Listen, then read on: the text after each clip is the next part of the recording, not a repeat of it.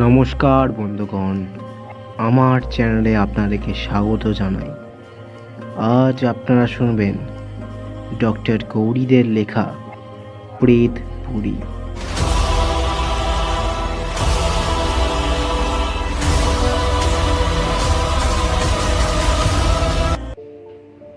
Doctor রজত মিশ্র আন্তর্জাতিক খ্যাতিসম্পন্ন এক পরিশ্রমী প্রত্নতত্ত্ববিদ। দেশে বিদেশে মাটির তলা থেকে তিনি যে কত রকম মূল্যবান তথ্য ও প্রমাণ আবিষ্কার করেছেন তার হিসেব নেই। একদিন রজত মিশ্রের হঠাৎ খেয়াল হলো, মিশরের পিরামিডের তলায় যে মমি রয়েছে তাদের দেহ রক্ষা করার জন্য কি করা হতো সেটা তিনি জানলেও কি প্রক্রিয়ায় কোন পরিবেশে তাদের রাখা হতো এ বিষয়ে তিনি কিছুই জানতেন না।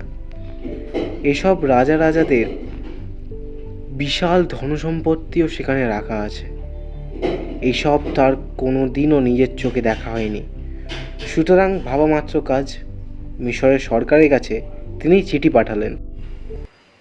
5000 বছর এর পুরনো মমির ঐতিহ্যের ওপর নেমে পাতাল সমাধিতে আমি কিছু গবেষণা করতে চাই, আমাকে অনুমতি দেওয়া হোক। কিন্তু মিশরের সরকার বিনীতভাবে লিখলেন, আমাদের শাস্ত্র মতে পাতাল সমাধির শান্তি ভঙ্গ করার অধিকার কারোর নেই, আর যদি কেউ এটা করে তাহলে তাকে তার পাপের শাস্তি ভোগ করতে হবে। অতএব এরকম অনুরোধ দয়া করে করবেন না, আমাদের ক্ষমা করবেন, আমরা এ ব্যাপারে অক্ষম। কিন্তু রজত মিশ্র হাল ছেড়ে দেওয়ার পাত্র নন। তিনি আবার লিখলেন, মৃত্যুকে আমি ভয় করি না, তাছাড়া এসব কুসংস্কারেও আমার বিশ্বাস নেই। তবুও আমি তোমাদের কথা দিচ্ছি, আমি কোনো কিছু স্পর্শ করব না, শুধু দেখে চলে আসব কেমন করে সেই সব পাতাল প্রকোষ্ঠ তৈরি করা হয়েছে মরুভূমির তলায়। আমি সেই শিল্পের কারুকার্য দেখে ভবিষ্যৎ প্রজন্মের জন্য লিখে রেখে যাব। তাছাড়া এই গবেষণামূলক অনুসন্ধানে তোমাদেরও লাভ, এ হবে তোমাদের ইতিহাসের পাতায় এক নতুন সংযোজন। রজত মিশ্রের চিঠিতে এমন কিছু ছিল যার কারণে মিশরের সরকার সরাসরি না করে দিতে পারলেন না। ওদের সব শর্তে রাজি হয়ে ডক্টর রজত মিশ্র চলে এলেন মিশরে। তিনি ভাবতেই পারেননি এত সহজে নিচে নামার সুযোগ পেয়ে যাবেন তিনি। কায়রো পৌঁছাবার পর কয়েকদিন কেটে গেল রজত মিশ্রের মিউজিয়ামের ডিরেক্টরের সঙ্গে আলোচনায়। এরপর তিনি আরও কিছু সময় চেয়ে নিলেন যদি কোনো পুরনো পুঁথি জোগাড় করা যায়। হঠাৎ খুঁজতে খুঁজতে ডক্টর মিশ্র পেয়ে গেলেন কয়েক টুকরো লাল হয়ে যাওয়া পুঁথির অংশ। তিনি বুঝতে পারলেন তখনকার সময় নল খাগড়া থেকে কাগজ তৈরি করা হতো। এই কাগজের নাম ছিল প্যাপাইরাস রিড। কায়রো আসার আগে ন্যাশনাল লাইব্রেরি থেকে তিনি কিছু তথ্য নোট করে এনেছিলেন। এতে তার অনেক সুবিধা হয়েছে। পাতাগুলোর এমন অবস্থা যে হাতই দেওয়া যাচ্ছে না, সুতরাং জেরক্স করবার কোনো প্রশ্নই ওঠে না। সুতরাং তিনি নিজে হাতে একটি পুঁথি থেকে ঠিক যেমনটি আছে লিখে নিলেন। কিন্তু এই ভাষা তো আর সহজ ভাষা নয়, সকলের কাছে দুর্বোধ্য এই ভাষা। আবার যেতে হলো ডক্টর পিটার লাসনের কাছে। তিনি এক মিশরীয় প্রফেসরকে দিয়ে লেখাটা উদ্ধার করালেন, আর মিশ্র তা লিখে নিতে লাগলেন। কিন্তু দুর্ভাগ্যের বিষয়, সেই প্রফেসরও এই ভাষা পুরোপুরি পড়তে পারলেন না। তবু তার মধ্যে যতটুকু জানা গেল তা হলো মিশরের পুরোহিতরা ব্ল্যাক ম্যাজিক বা কালো জাদু জানত। তারা 60 জন প্রেত দেবতার আরাধনা করত। তাদের নাম হলো অসিরিস, আইসিস, রা, বাস্ট, থত, সেট, অ্যানুবিস। পাতাল সমাধিতে সব কিছু হয়ে যাবার পর এদের কাউকে তারা প্রহরী করে দিতেন। এরা পাহারায় থাকতেন। যদি কেউ শান্তি ভঙ্গ করতে আসতো, এই দেবতারা তাদের মৃত্যুদণ্ড দিত। তারা আজও পাহারা দিচ্ছেন, অনন্তকাল ধরে দেবেন। সুতরাং বাইরের জগতের মানুষ সাবধান হয়ে যাও। কায়রোর দিকে যেতে গেলে প্রথমে পড়বে যে সমাধিটি, সেটি পাহারা দিচ্ছেন প্রেত দেবতা আইসিস। কিভাবে সেখানে যেতে হয় তারও বর্ণনা দেয়া আছে পুঁথিতে, তবে কোনো রকমে যেন ছুঁয়ে গেছে, বড় করে নেই। ডক্টর মিশ্র ঠিক করলেন তিনি এই আইসিসের প্রেত মূর্তি দর্শন করে যাবেন। পুঁথিতে লেখা আছে, পাতালপুরীর দরজা আগলে রয়েছেন প্রেত দেবতা আইসিস। সাধারণ মানুষ তাকে অতিক্রম করে যেতে পারবে না, পারবে শুধু পুরোহিতরা আর মমির আত্মীয়রা। কিন্তু তাদেরকেও হতে হবে সৎ, ধর্মপ্রাণ। তারা কি করে যাবেন সে সম্বন্ধে খুব সামান্য তথ্য পাওয়া গেল। সেটাই সম্বল করে ডক্টর মিশ্র এগিয়ে যাবেন বলে ঠিক করলেন। মিউজিয়ামের ডিরেক্টর মিস্টার লেসন আরও একবার সাবধান করে দিলেন মিশ্রকে। বললেন, আপনি একবার ভেবে দেখুন, এই অভিযান কিন্তু অভিশপ্ত। ডক্টর মিশ্র হাসলেন তার কথা শুনে। অভিশপ্ত? যা বলেছেন মশাই, অভিশপ্ত। আসলে কি জানেন তো, এই সব গুপ্ত কক্ষে অনেক ধনরত্ন রয়েছে। এইভাবে ভয় না দেখালে তো লুটপাট হয়ে যাবে। তা আমি তো আর লুটপাট করতে যাচ্ছি না, শুধু দেখতে যাচ্ছি। ডক্টর লেসন কিন্তু হাসলেন না, গম্ভীর হয়ে বললেন, কিন্তু আমাদের কাছে রিপোর্ট আছে, একদল অভিযাত্রী তুতানখামেনের সমাধি করেছিল, তারা কিন্তু আর কেউ ফিরে আসেনি। রজত মিশ্র খালি হাসলেন, কোনো উত্তর দিলেন না। কায়রোর কাছেই গিজা, এখানেই ওরা এসে থামলেন। সবুজ মাঠের শেষেই শুরু হয়েছে মরুভূমি। এই মরুভূমির ওপর বিরাট বিরাট পাহাড় কেটে কত রকম মূর্তি, এক এক রকমের অদ্ভুত শিল্পকলা। ওরা মরুভূমির যেখানে শুরু সেখানে এসে দাঁড়ালেন। একটু দূরে তাঁবু ফেলা হলো। মিউজিয়ামের 5 জন মজুর আর বৈজ্ঞানিক রটলফকে সঙ্গে নিয়ে ডক্টর লেসন। এই রটলফ শুধু সাহসী নন, মাটির নিচে অভিজ্ঞতা তারও কম নয়। তারও বহুদিনের ইচ্ছা ছিল পিরামিডের রহস্য জানার। ডক্টর পিটার বলা মাত্র তিনি রাজি হয়ে গেলেন তার কথায়। ডক্টর লেসন অবশ্য তাকেও সাবধান করে বলেছিলেন, আপনি যদি ইচ্ছা করেন তো যান, আমরা আপনাকে জোর করব না, কিন্তু অভিশাপের কথাটা মাথায় রাখবেন। 40 বছরের রডলফ শুধু সাহসী ছিলেন না, তার 42 ইঞ্চি ছাতিটা বলে দিত তিনি যথেষ্ট শক্তিরও অধিকারী। সবচেয়ে বড় কথা, তারও ডক্টর মিশ্রের মতো কোনো সংস্কার ছিল না। 5 জন মজুর যন্ত্রপাতি নিয়েই এসেছিলেন। বালি খুঁড়তে আরম্ভ করলেন তারা। প্রায় 10 ফুট নিচে নেমে গেছে ওরা। বালি খুঁড়তে খুঁড়তে কোথায় কি, হতাশ হয়ে রটলফ মিশ্রকে বললেন, তবে কি এত খরচ, এত কাণ্ড করে শেষে আমাদের ফিরে যেতে হবে? হায় ঈশ্বর! কিন্তু তার আশঙ্কাকে মিথ্যে করে দিয়ে কিছুক্ষণের মধ্যেই কুলিরা চেঁচিয়ে উঠল। ডক্টর মিশ্র আর রটলফ দুজনেই ছুটে গেলেন। গিয়ে দেখলেন গেটের মাথার ওপর একটা 5 পাপড়িওয়ালা রূপোর গোলাপ, তার মাঝখানটায় লাল গোল পাথর, 5টা পাপড়ির 5টা রং, আর মাঝখানে লাল পাথরটা গোলাপের কোড়ক মিশ্র বলে উঠলেন, এই যে এই যে ওই কোরকটাই ঢোকার রাস্তা, ওটা চাপ দাও। কিন্তু 5000 বছরের জং, সে কি সহজে খুলবে?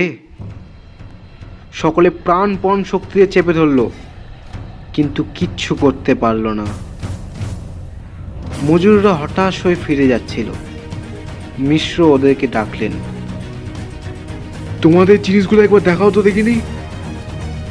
এই বলে তিনি ওদের হাত থেকে একটা কোদাল টেনে নিলেন। তারপরে কোদালের পেছনের গোল কাঠের অংশটা দিয়ে রেডলাফকে ইশারা করলেন। রেডলাফ আর সময় নষ্ট না করে হাতের জোরে এই গোল কাঠের অংশটা দিয়ে লাল পাথরের উপর চাপ দিলেন। প্রচণ্ড জোরে একটা শব্দ উঠল।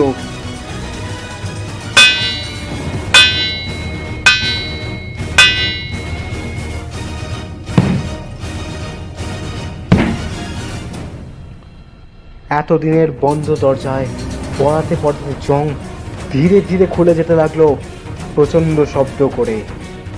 আর সঙ্গে সঙ্গে একটা লাশ পচা দুর্গন্ধ ঘুরিয়ে দিল চারপাশ। খুলে গেছে, খুলে গেছে, দরজা খুলে গেছে। চলো চলো রেডলাফ, এবার আমরা নিচে নেমে দেখি কি আছে এর নিচে। বেশ খানিকটা সিঁড়ি নামার পর ওরা দেখতে পেল একটা বিশাল কালো মূর্তি। বোঝাই যাচ্ছে ইনি হলেন প্রেত দেবতা আইসিস। রেডলাফ বললেন, চলো মিশ্র, দেখা তো হলো, এবার ফিরে চলো।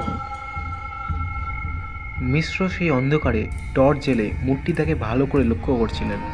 তিনি বললেন, চলে যাব, ফিরে যাব, বলেন কি মশাই? এখনো তো কিছুই দেখা হলো না। এই মূর্তি তো পথ আগলে রয়েছে, একে না পেরোলে আমরা এগোতে পারবো না। রেডলাফ বললেন, এরপরে আমরা তাহলে কি করব? পুঁথিতে কি লেখা ছিল? ওই একটা মিশরীয় মন্ত্র লেখা ছিল, ওটা পাঠ করা আমাদের পক্ষে অসম্ভব, সুতরাং পাঠ করার কোনো প্রশ্নই আসে না। ওটা পাঠ না করে আমরা প্রেত দেবতাকে আরো রাগিয়ে দিচ্ছি না তো? ইতস্তত করে বললেন রেডলাফ।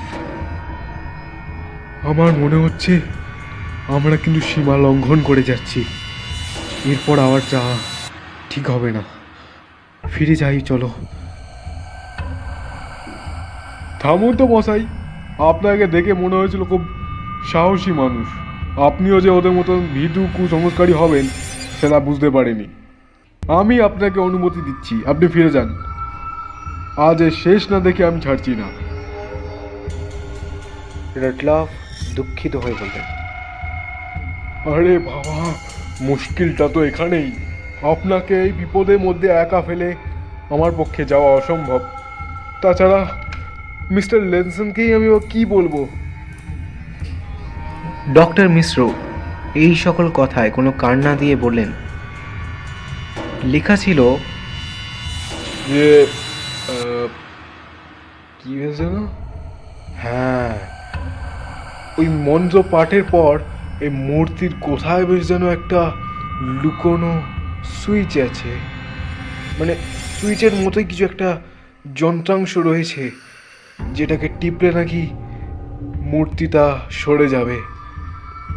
দেখুন দেখিনি কোথাও এরকম খুঁজে পান কি না, একটু সরুন তো দেখিনি। যা, টর্চটা পড়ে গেল, দেখলেন? টর্চটা ঠিক পড়ল মূর্তিটার ডান পায়ের বুড়ো আঙুলের ওপর। আর ঠিক সেই মুহূর্তে মনে হলো গুহার অন্ধকারে বুঝি বাজ পড়ল। কানে তালা লাগানো এক ঘর ঘর শব্দ, তারই মধ্যে চিৎকার করে বলে উঠলেন মিশ্র, মন্ত্রতন্ত্র নয়, সির্ফ বৈজ্ঞানিক ব্যাপার। দেখেছে রেডলাফ, আইসিসের ঠোঁট কাঁপছে, মুখের হাঁটা বড় হয়ে যাচ্ছে। ওই তো ওর মাঝখান থেকে রাস্তা দেখা যাচ্ছে। চলো, এসো এসো, আমার পাশে এসো। বলতে বলতে মিশ্র নিজের মাথাটা ঢুকিয়ে দিল আইসিসের মুখের মধ্যে।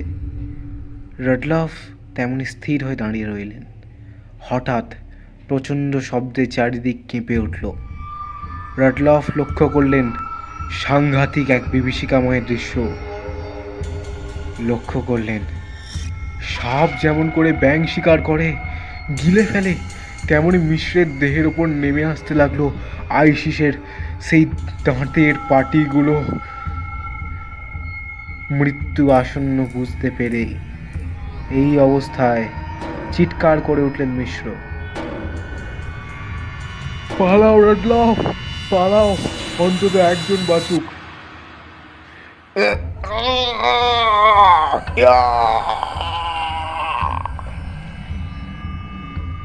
রাডলফ পালাতে পারছেন না, তার পা দুটো আটকে গেছে এই পাতাল সমাধির মাটিতে।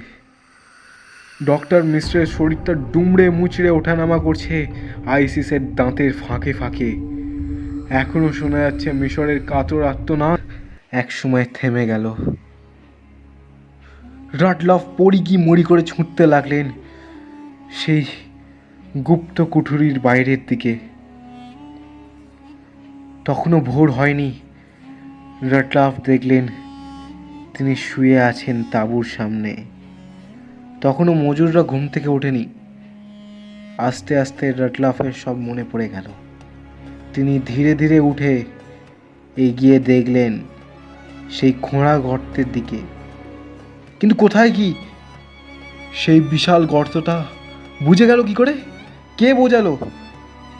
কিন্তু মিশ্রের সেই পরিণতির কথা ভেবে তার হৃদয় কেঁপে উঠল। কে বিশ্বাস করবে প্রেত দেবতা আইসিসের রোষের কথা? তিনি কি বলবেন লোককে? কিন্তু এ কি? হঠাৎ তার সামনে বালিটা কেঁপে উঠল, তারপর ফুলে ফুলে উঠতে লাগলো।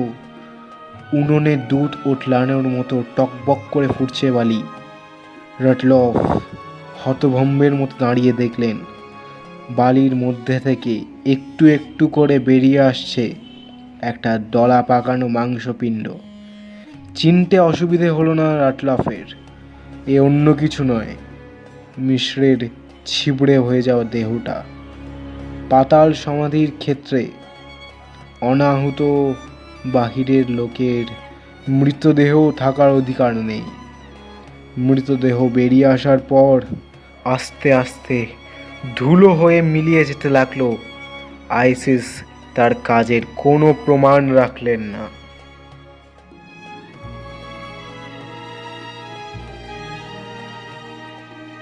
আজ আপনারা শুনলেন ডক্টর গৌরীদের লেখা প্রেতপুরী। আজকের গল্পটা ভালো লেগেছে তো আপনাদের? একটা লাইক অবশ্যই দেবেন।